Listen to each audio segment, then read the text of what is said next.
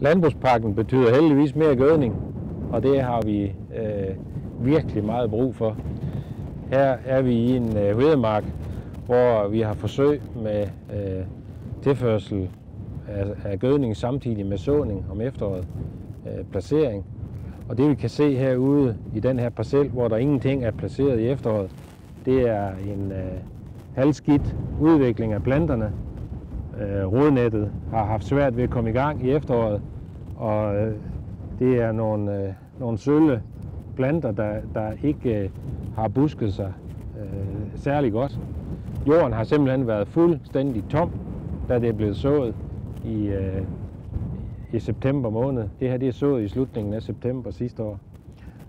Går man så ind og kigger her, hvor parcellen starter, hvor der er placeret 50 kilo DAP-gødning i efteråret, jamen så kan vi se, at planterne er busket fra efteråret af.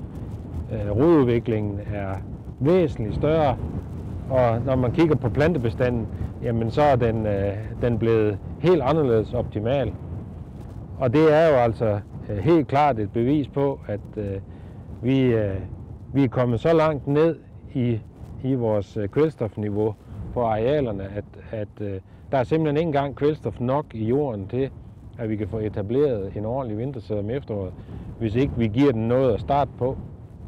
Og derfor er min anbefaling, nu når vi har fået noget mere gødning, det er, at man placerer lidt gødning sammen med, man sår sin vintersæd om efteråret, får gang i rodudviklingen, og på den måde får vi også udviklet en bedre rod, som er med til at holde på næringsstofferne i løbet af vinteren.